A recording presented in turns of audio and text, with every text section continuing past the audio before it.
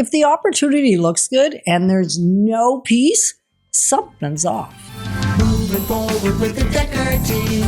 Moving forward together with the Dekker team.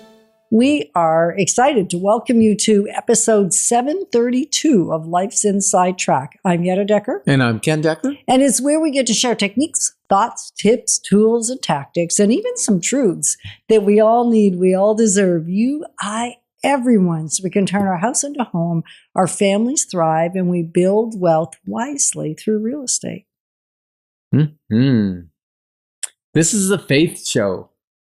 Okay. It's one of my favorites, and it's also one that I'm a little nervous about every 3 months. Yeah, approximately when we hit a fifth Friday in the month, we talk about faith and the word. And any time that I'm going to quote scripture or put scripture into context of something in today's life, it makes me a little bit nervous.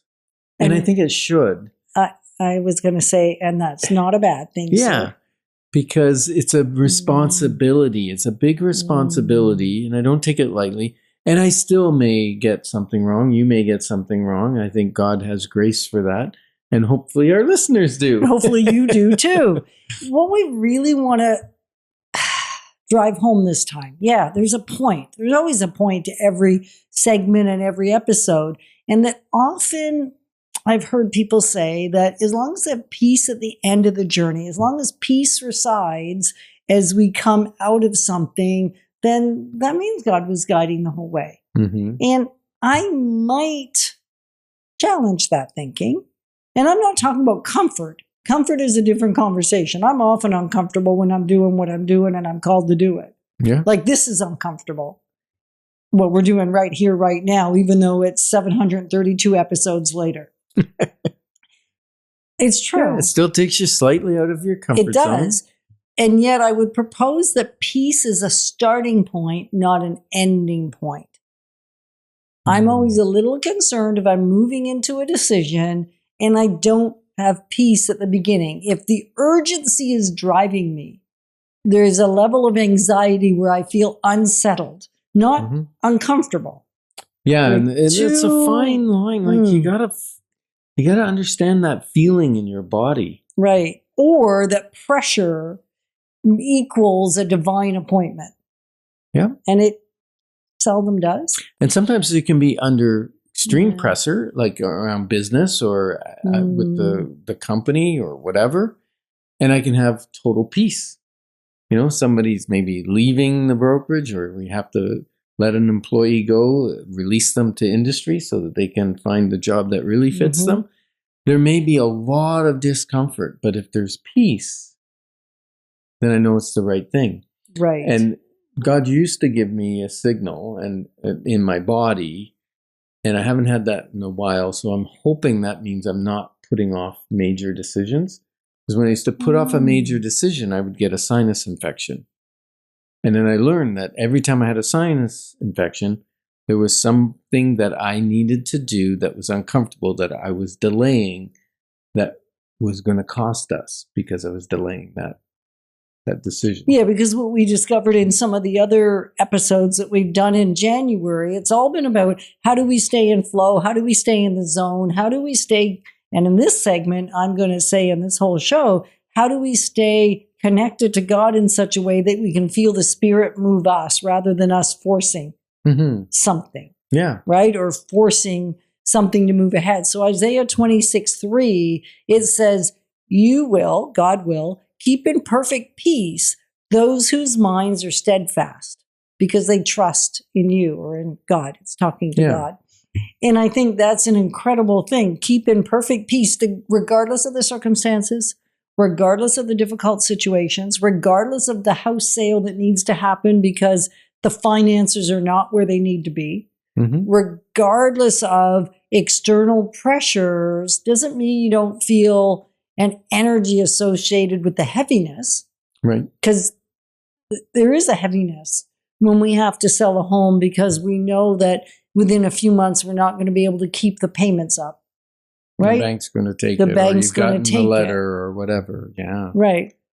So there are some difficult things that happen in our life, and yet peace is still available.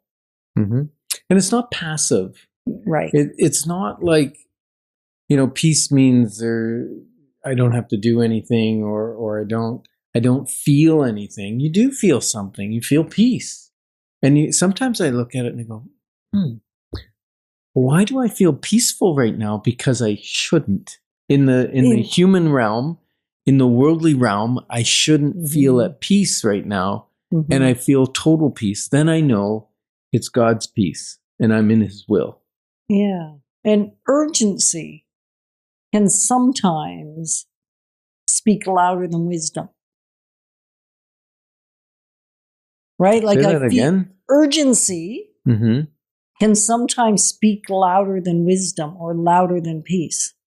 Because the pressure of worldly urgency or deadlines that are either man-made or self-made. Sometimes we put our own deadlines on things, which is not of value, right? No. Yeah, and so Philippians 4:6-7, and I'm going to paraphrase a little bit, take a few words out, just says, do not be anxious about anything, and the peace of God will guard your hearts and your minds. That's interesting. Peace of God guarding. And I have a client that I've been working with for about a year now, and we've done some important real estate work with her, like really important. And at this time, she's got to make what I would call very difficult decisions, right? In her family and in her life relating to real estate. And they're not ones I even want her to make. Like, they're not nice. Okay. Right? And yet, the check that we always have every time we communicate back and forth is, are you at peace? Are you feeling peace? Or she'll start with, I'm at peace, and this is really difficult. This is what I'm doing now. This is what I'm going to do next. This isn't a decision I want to make, desire to make. And if I lose my peace, I know something's wrong. Yep. No matter how tough and how hard it is. And I have watched her walk through this with so much grace. There's only been one or two moments in this whole thing. Well, there's been a couple where the human experience has overweighed the peace, and I got the panic phone call. And yet we were able to talk about it later, and I didn't get excited in the moment when everything derailed. Right. Right? Yeah.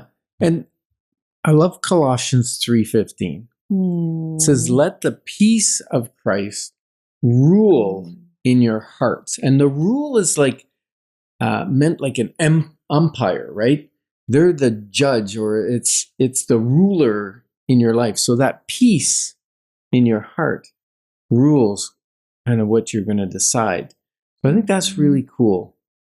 Well, and studies, like this is also scientific, right? So studies in decision psychology show that heightened anxiety significantly reduces clarity. Like it throws off your ability to make a wise decision. Wow. So if peace is the signal, right? How do we recognize God's direction once we stop rushing? And we're glad you're joining us, because we build wealth wisely, and it's about much more than just money. Moving forward with the Dekker team. Moving forward together with the Dekker